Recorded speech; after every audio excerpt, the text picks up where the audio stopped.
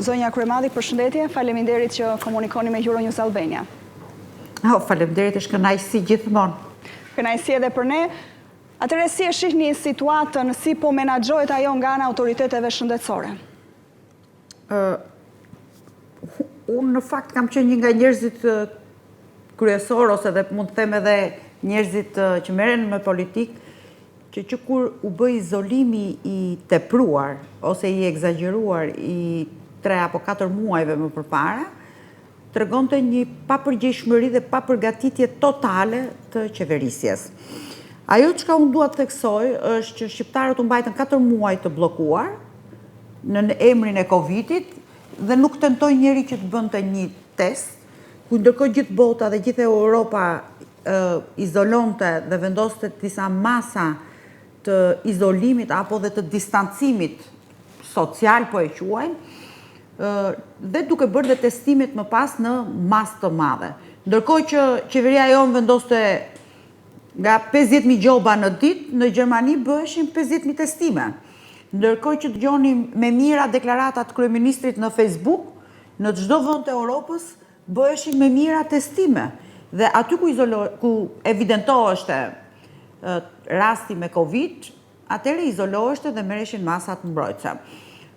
Nuk është që ne do të bënim ndonjë eksperiment, nuk është që ne do të bënim diçka ndryshe nga ajo çfarë po bënin shtetet e tjera. Edhe në Itali po të shikoni që ishte një nga qendrat pra Lombardia më të sulmuara, masat dhe izolimi i qytetarëve nuk ishte aq i çmendur ose aq mund të themi dhe pa logjik që do të Shqipëri.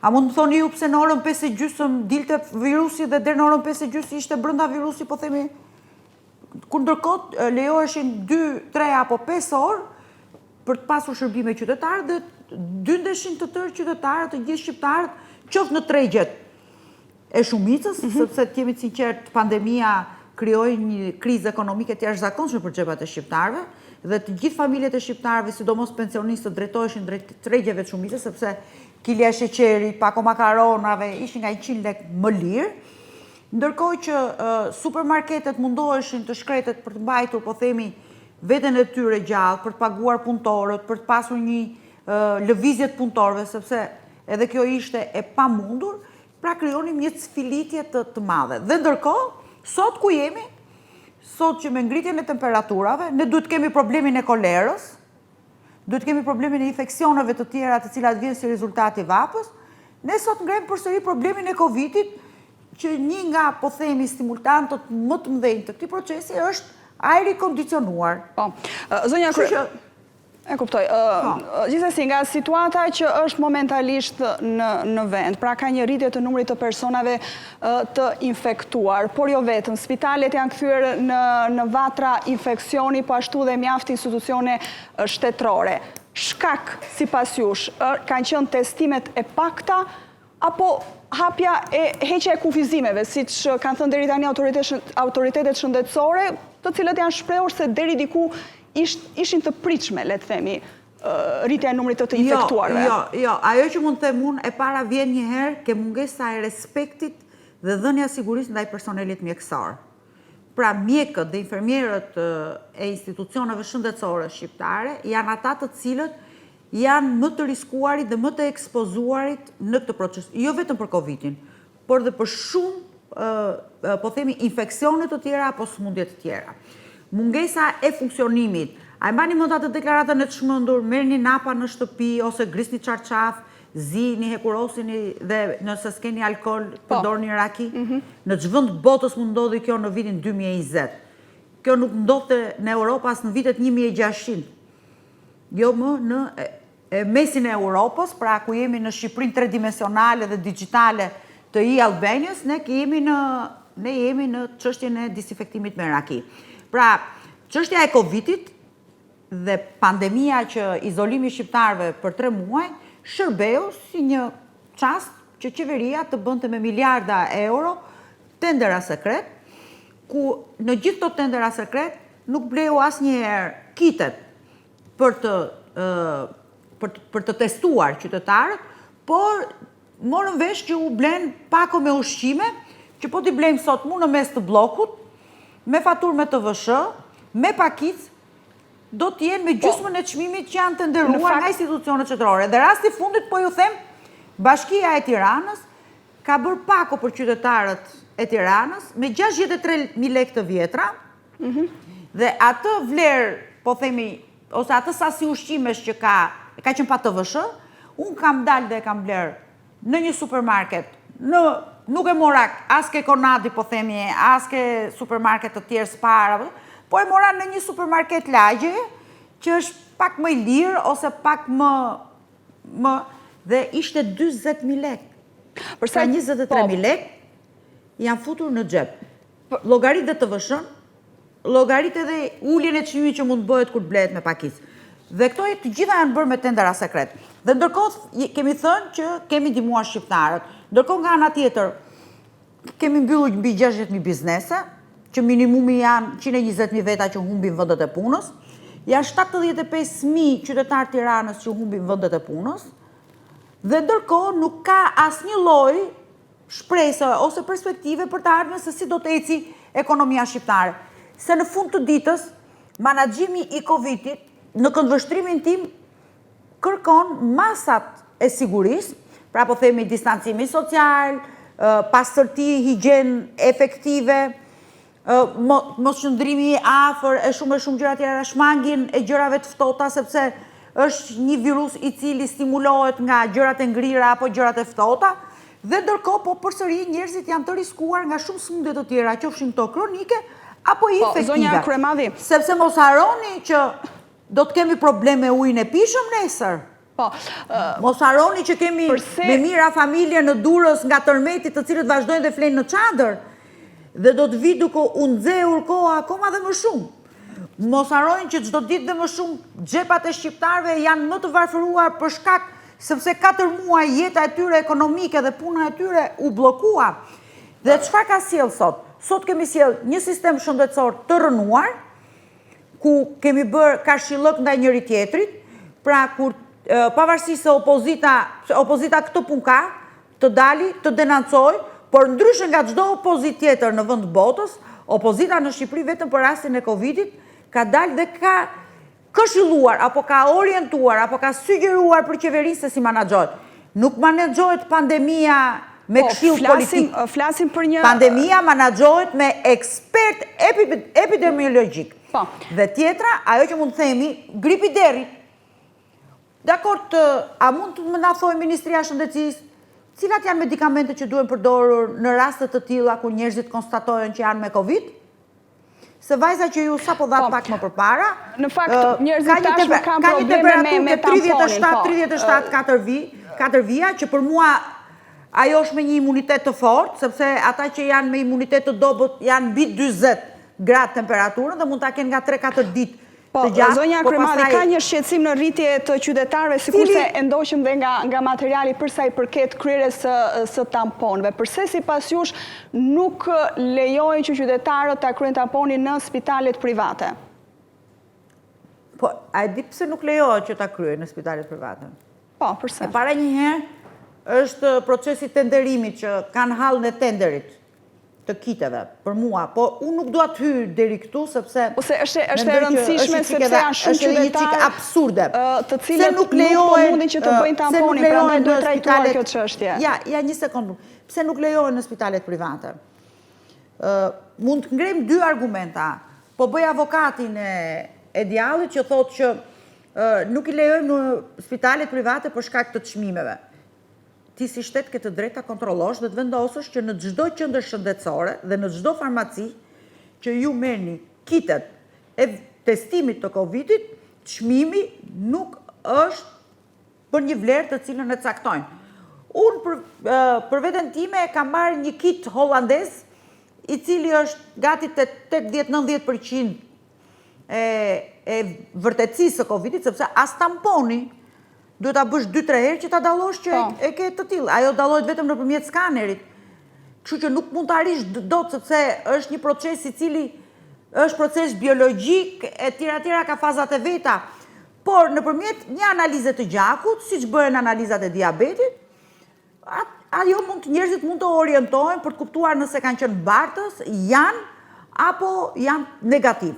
Dhe këto janë të mundshme sepse janë kudo në çdo vend të botës, pavarësisht se çfarë merr përsipër qeveria. Dhe tjetra, ajo që mendoj unë që sot është shumë e rëndësishme, a mos është qeveria jonë e paaft për paguar pagat e institucioneve të cilat po i mbyll çdo ditë dhe më shumë? A mos ka qeveria jonë mundësinë zero për të paguar rrogat dhe pensionet dhe gjenë sebepin sikur sot mbyllet urdhri farmacistëve, nesër mbyllet ISKSH-ja për rimbursimet e ilaçeve, pas nesër mbyllet në i dek pensioni, ditë tjetër Posta Shqipërisë që shpërndan pensionet e pensionistëve, një ditë tjetër do mbyllim spitalet dhe do thotë doktorëve shkoni rini në përshpia se ka rënë Covid-i këtu dhe nuk do ketë mundësi për të paguar mjekët, sepse për të blerë dorashka, ilaçe dhe asortimente në spitalet tona nuk ka shans. Të gjithë duhet shkojnë me valixhe me vete. Nuk ka mundësi të mbuloj një pjesë të shpenzimeve shteti, zonja Kryemadhi, që synon... Jo një pjesë, më shumë se 80% të shpenzimeve. Më shumë se 80% të shpenzimeve. Mjafton të lexoni raportet e Bankës Botërore, mjafton të lexoni FMN, do të shikoni që borxhi publik i ka kaluar 80%. Mjafton të shikojmë mënyrën se si funksionohet, që duhet mbyllen zyrat e shtetit. Disinfektohen, testohet gjithë personeli dhe vazhdon puna në normalitet.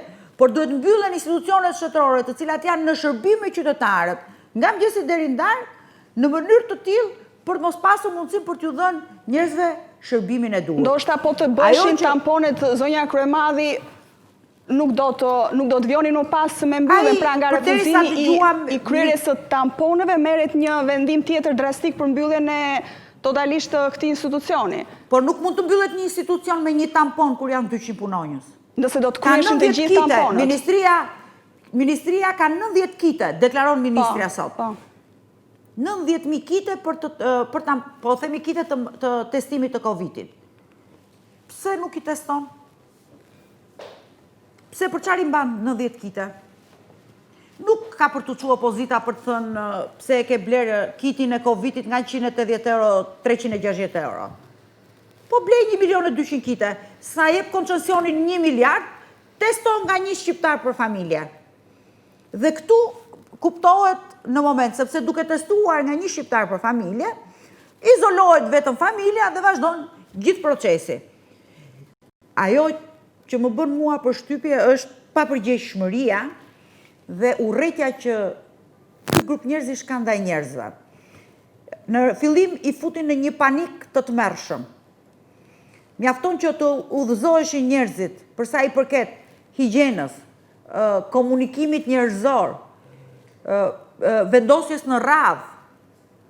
Të gjitha këto ishin momente të cilat krijonin një tensionim psikologjik. Më pastaj vazhdon në evidentimin e të smurve kronik, të cilët janë target i këtij virusi, që në përgjithësi janë njerëzit me imunitet të dobët, janë njerëzit që janë përdorues të drogave dhe probleme të tjera që kanë me mushkrit apo zemrën.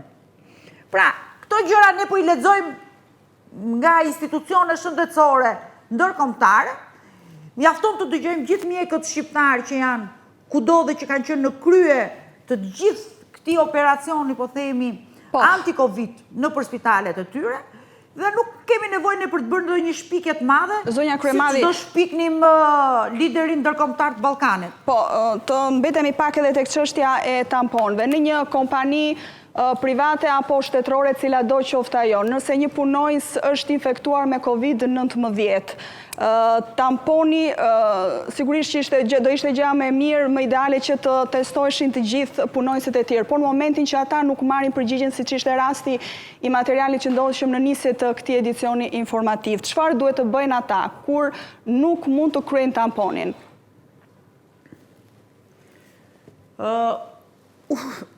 Ajo që unë dua të theksoj është që qeveria duhet të jetë pak më dashamirëse ndaj rekomandimeve të opozitës, sepse me sa di unë në stafin e tyre nuk kemi as doktor, ndërsa ne të paktën s'duam për fatin ton të mirë kemi mjekët më të mirë që ka pasur Shqipëria në menaxhimin e pandemive, siç është gripi i derrit, që ka qenë shumë më i rrezikshëm se Covid-19.